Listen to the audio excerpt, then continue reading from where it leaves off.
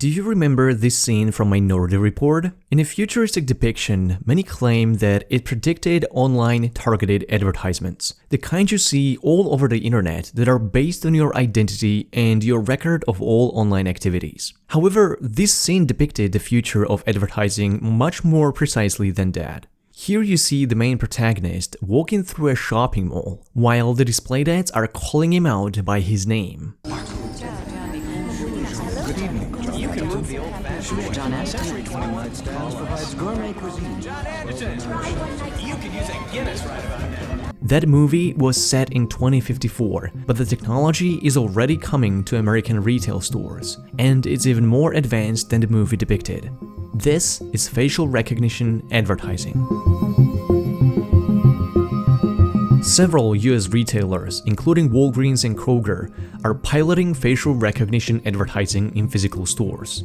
A system that uses so-called smart shelves can already detect your age, gender, or mood when you walk by. This technology can also track your iris movements to see where you're looking specifically. The goal is to use all available information from the cameras to target customers with relevant ads in a similar way online advertising targets internet users. When you hear facial recognition, you shouldn't just think identification. That's the difficult part. You should more importantly picture a mood detection system. Your face is a very good indicator of your emotions, which allow advertisers to better tailor their ads. Your facial expressions are oftentimes subconscious and expose your internal reactions to certain stimuli. This mood detection is a new concept, so think about it this way. An app on your phone can use your high-definition selfie camera to track your emotional expressions of your face as you listen to music and suggest you playlists that correspond to your mood. A social media platform can track your face as you are typing that comment or text with your friends and suggest you mood-specific ads. When an app like this throws an ad at your eyeballs, your facial expression can tell the advertiser a lot more about the success of their ad than traditional engagement statistics.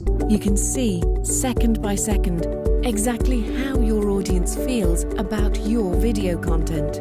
Emotional analytics is a way Real Eyes, a startup based in London, uses webcams to measure subconscious responses to video content. Their high-profile clients already include Coca-Cola, Ford, Heineken, IKEA, McDonald's, Samsung, or Disney. Its algorithm is based off 6 universal, cross-cultural emotional states: happiness, surprise, sadness, disgust, fear, and confusion.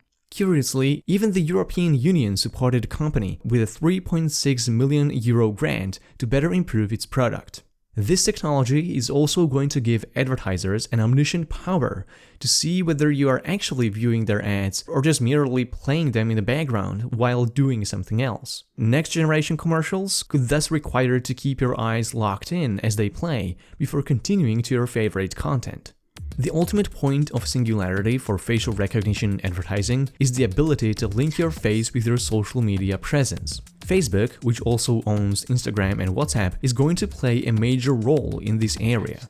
Let's say you are standing in front of a smart display and you see an ad. If the AI behind it thinks your facial expressions are mainly positive about the ad and can link your face with your Facebook account, you could be delivered a discount voucher straight to your Facebook inbox. Facebook has one of the largest databases of pictures of people's faces, and the social network has been implementing facial recognition since 2011.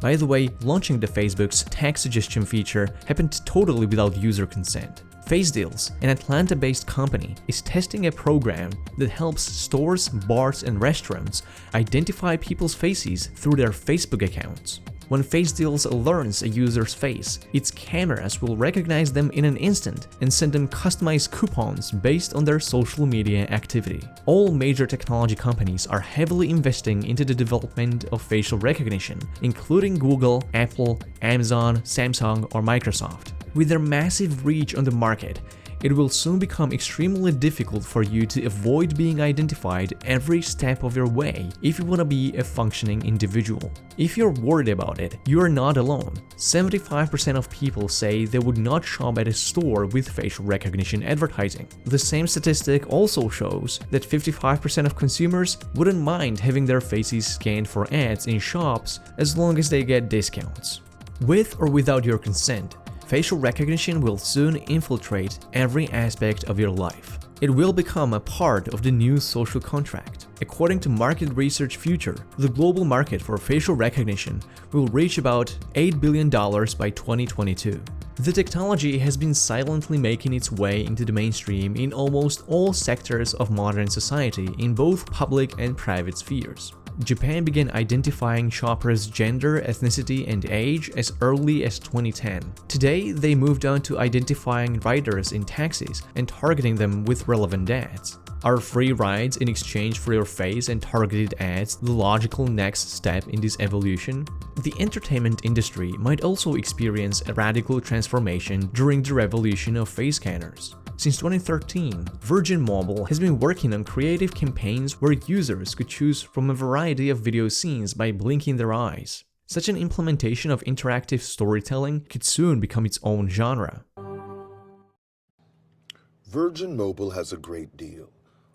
All phones you want, starting at $35 a month with unlimited data and messaging. Because the one man's tool is another man's weapon rule has no exceptions, facial recognition has its own dystopian uses. The Chinese government is operating its massive social score ranking system, where it uses cameras to identify its own citizens and track their behavior. This information is then used to assign each individual a trust score, which can significantly impact their traveling or job-seeking options.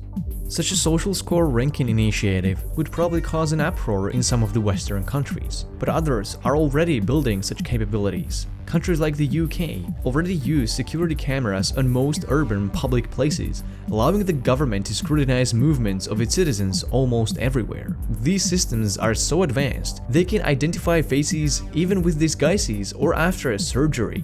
In some British schools, such cameras are being used to take attendance. Many airport terminals rely on facial recognition for security. E-passports utilize this technology to speed up the queues, and it also helps officers detect fake passports with more ease. US Customs and Border Protection is in the process of installing face scanners at all national airports. The US law enforcement is also deploying facial recognition to identify individuals in public by cross-referencing the camera footage with a biometric database with information on 1/3 of Americans. The FBI's technology, however, scores only 85% accuracy in identifying potential matches. This score pales in comparison with Facebook's Deepface that scores 97.25% accuracy and Google's FaceNet with 99.63% accuracy. However, it's not just the accuracy that causes a major concern. It's the bias of the algorithm behind the facial recognition software. Amazon's recognition tool came under fire after it wrongly identified 28 members of the US Congress as police suspects. But what caused even more concerns were multiple discoveries that Amazon's recognition is misidentifying women and people of color up to 1/3 of the time. Amazon still continues to sell this technology commercially and to the police. The problem is that any algorithm or artificial intelligence is going to be as biased as the dataset it's using or the programmers that are coding it. One of the most commonly used databases for this is 3/4 male and 80% white. It's important to note that facial recognition is a system that enables classification of people by race, gender, or ethnicity. Biases against these groups implanted into the AI can result in serious discrimination.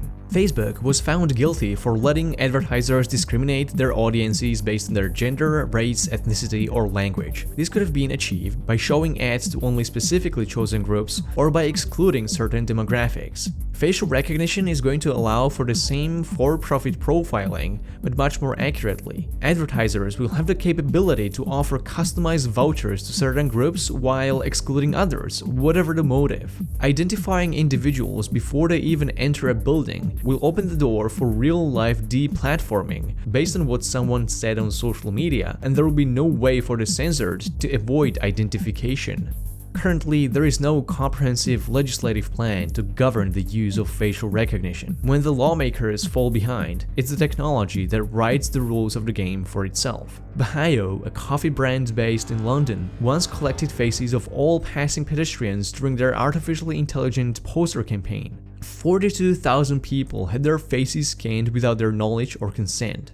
In the US, only Illinois and Texas have laws requiring an explicit consent from customers when scanning their faces. But on a federal level, there are no legal protections, and crafting them will be a nearly impossible task. Requiring privacy policies to be present at the entry of every store using facial recognition just puts another burden on the backs of consumers. However it will turn out to be, facial recognition in stores will remove your ability to purchase products anonymously, even if you choose to pay cash and refuse any loyalty membership cards. Stores and brands with posters on public places will be able to track your social media accounts just by scanning your face. Facial recognition is not an innovation for the common man. It is being developed by the elites for the elites to be used on regular people. It is for this reason the city of San Francisco has decided to ban the use of facial recognition by the police and other agencies.